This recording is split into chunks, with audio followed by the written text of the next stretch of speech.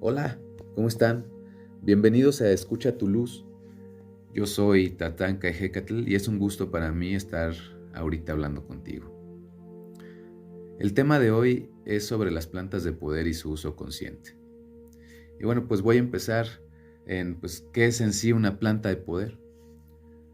Una planta de poder, dependiendo su efecto, tiene como capacidad fundamental el alterar el estado de conciencia, ya sea del ser humano o de algún animal, ¿no? Que por ahí se lo haya comido. Y pues causa diferentes estados de conciencia como letargo, pueden ser visiones, efectos auditivos, sensación de atemporalidad, hipersensibilidad, en fin, hay diferentes manifestaciones. Pero mira, fíjate, en estas épocas estamos siendo familiarizados con estas plantas de poder. La más cercana es la cannabis, la marihuana, la cual pues sí tiene la facultad de alterar el estado de conciencia. Por eso también la consideramos en este podcast junto con la ayahuasca, que seguramente ya has escuchado, el yagué, el yopo, el jicuri. También seguramente has escuchado el peyote, así se le llama al jicuri.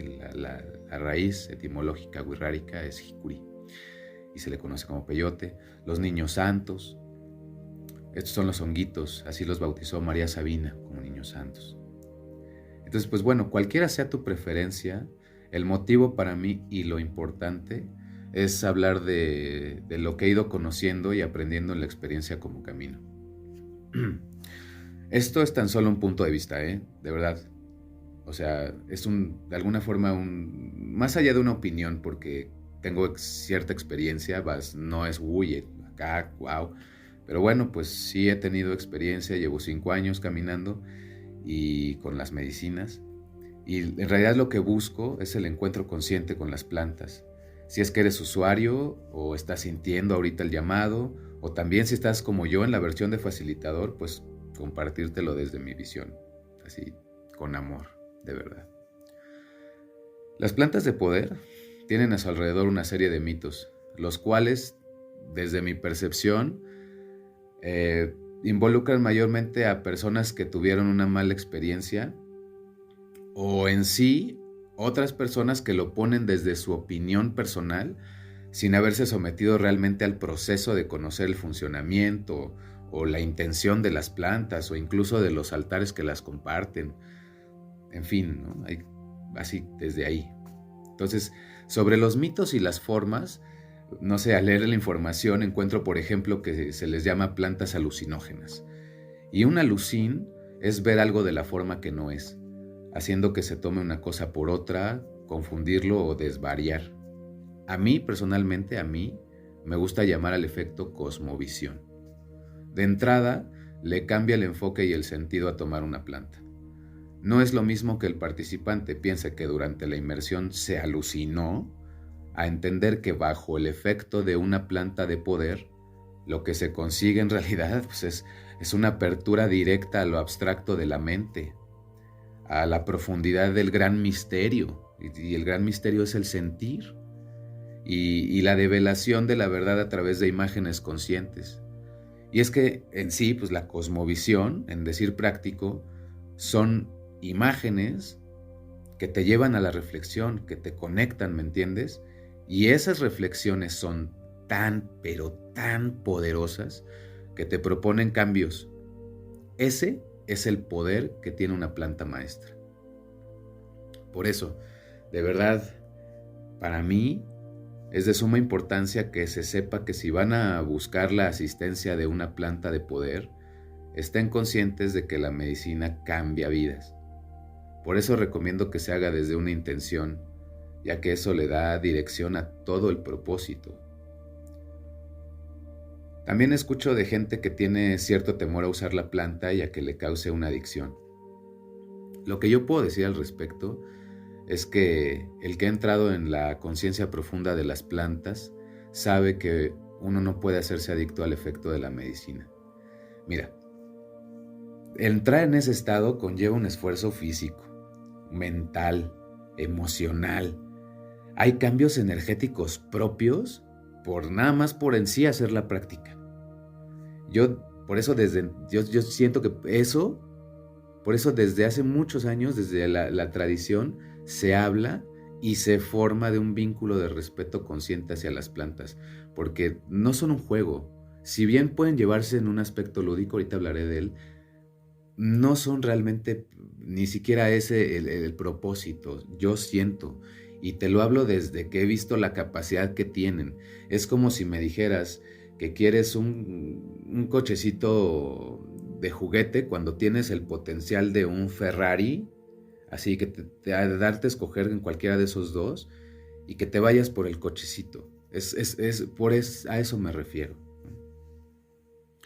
Entonces, obviamente, también se encuentra latente la situación de llevar de forma lúdica las prácticas con la medicina, obviamente.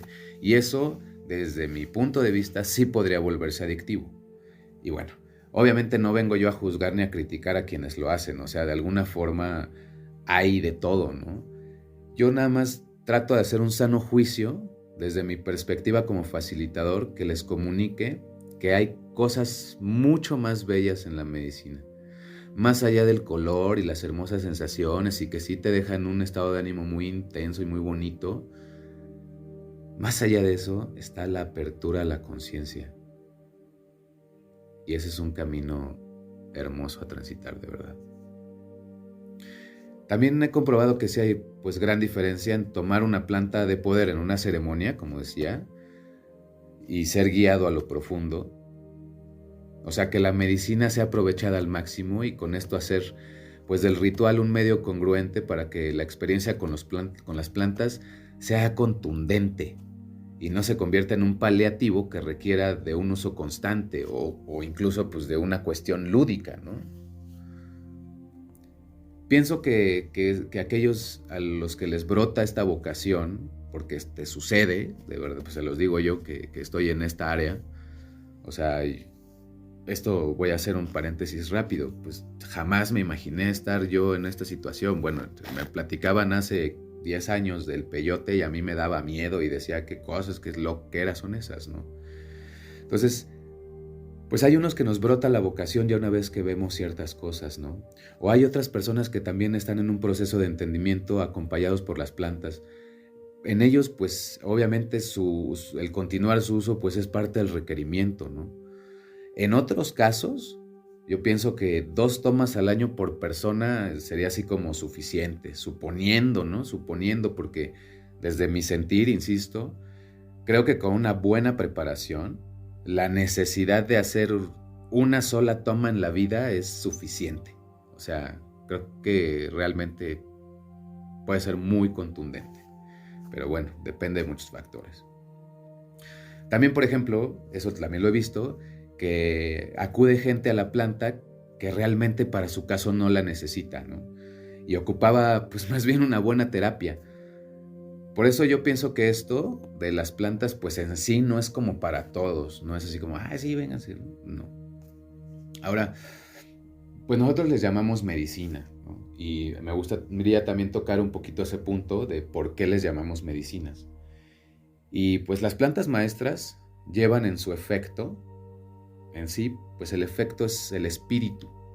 Ese espíritu conecta profundamente con visiones personales, como lo mencionaba antes, que llevan un entendimiento profundo, el cual provoca cambios.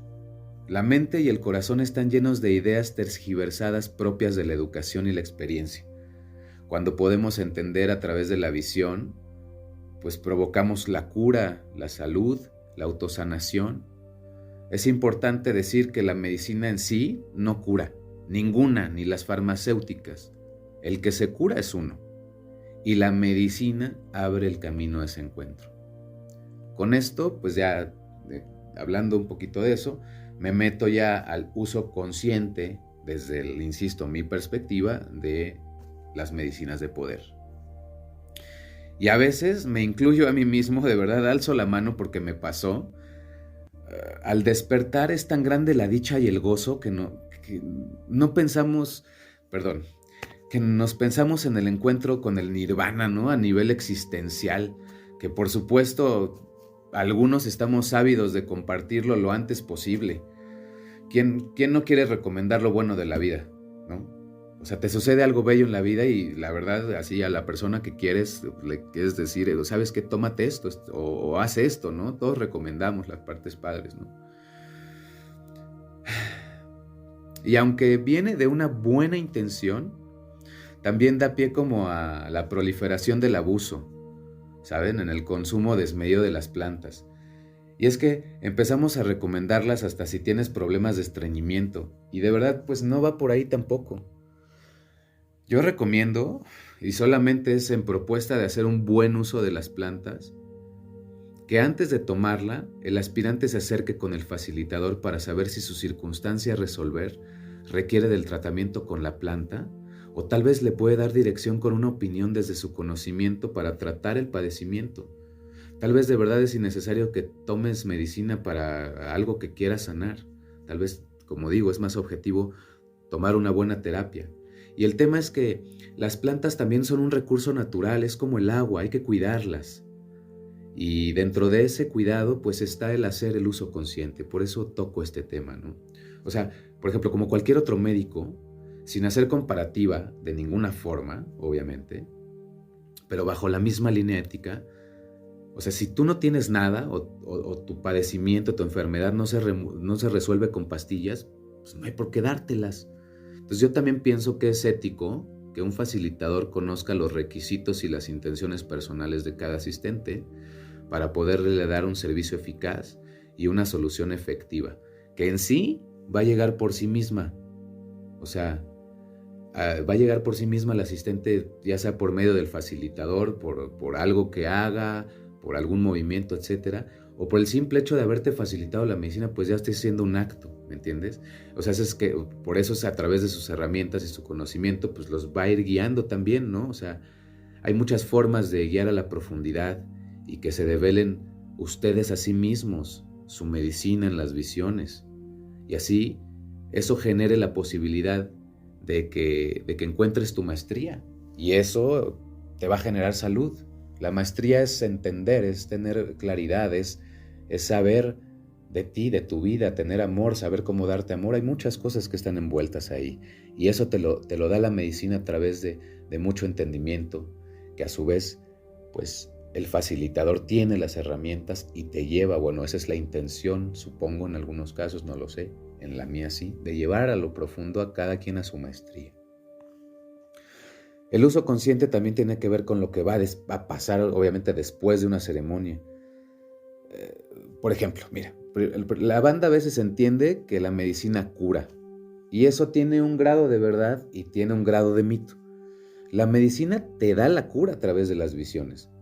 A partir de ahí, bajarte de la exploración, tú misma, tú mismo, habrás de hacerte cargo y responsabilidad y responsable de aquello que la medicina permitió en la contemplación tuvieras y entendieras. Así que la medicina milagro en realidad sigue sin existir, es una ilusión, pero la medicina de poder es mágica.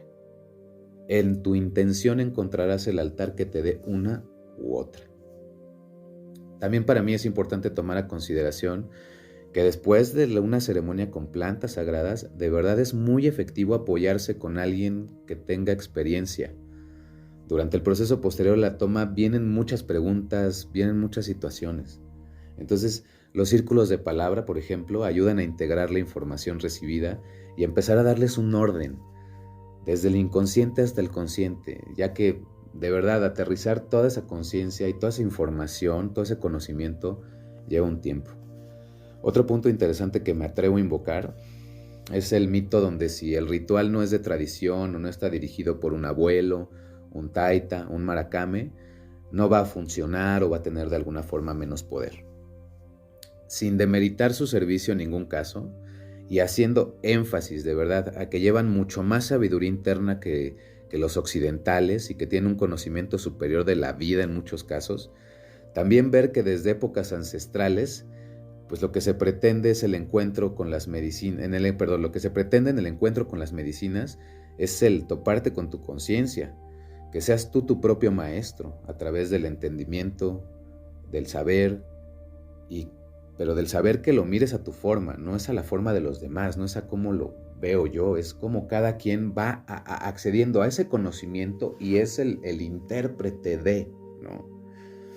Entonces la capacidad de dirigir en sí se desarrolla en alguien que lleva en sí mismo la experiencia. Eso es lo que yo siento, eso es lo que yo pienso, lo que yo veo.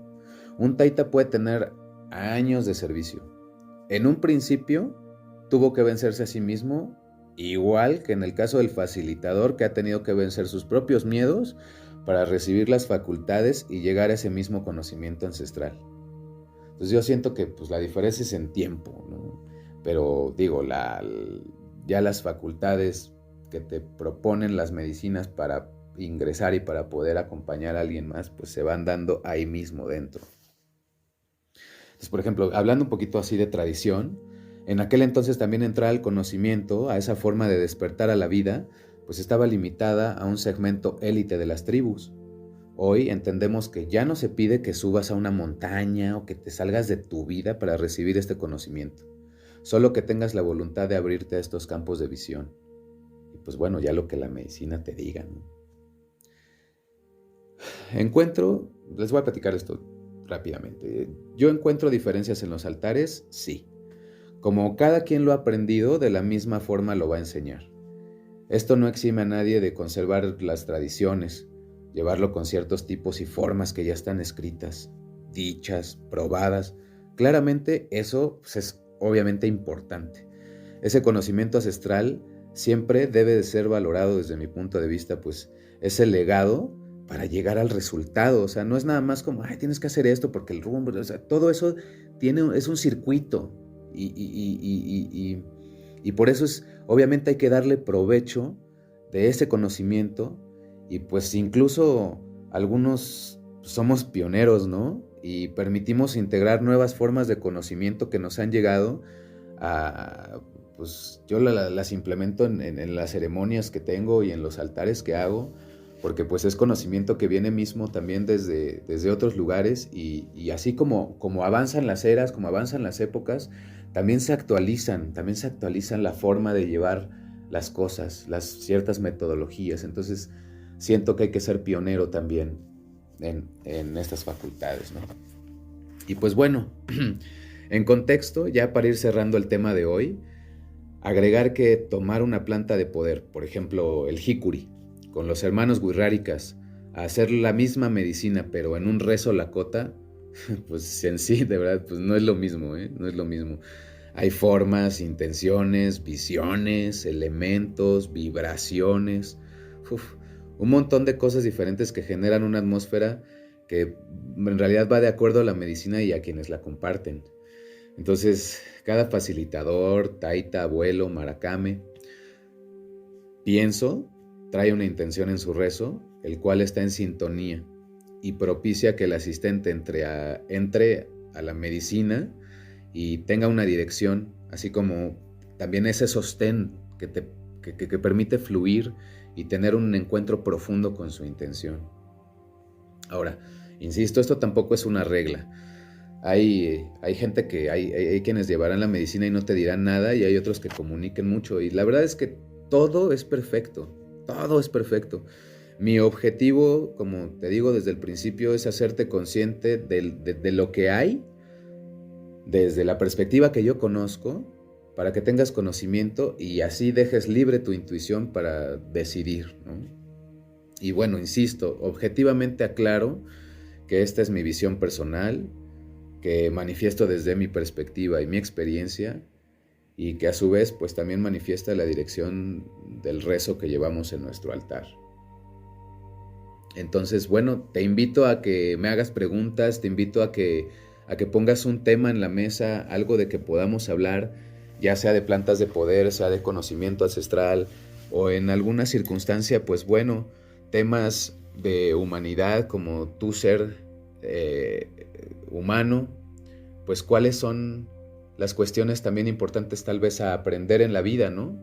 Más allá de pues las cosas materiales, a nivel espiritual, cuáles son esas conexiones que te pueden llevar ahí. En fin, hay un sinfín de preguntas en esta nueva era que nos estamos concientizando y nos estamos actualizando para realmente hacer un emprendimiento poderoso a nuestro ser interior que nos va a permitir ese encuentro con la divinidad, y esa divinidad que llevamos dentro se extienda, se explore y se exprese. Entonces, bienvenidas las preguntas. Por favor, dale like ahora mismo si te gustó lo que se ha hablado. Compártenos, insisto, tu opinión.